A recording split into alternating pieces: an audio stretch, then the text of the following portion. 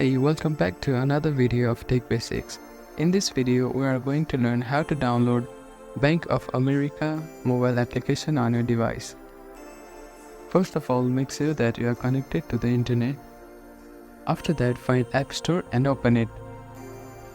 Now, at the search bar, type in Bank of America and click on search. Scroll down a little bit until you find this icon and click on it.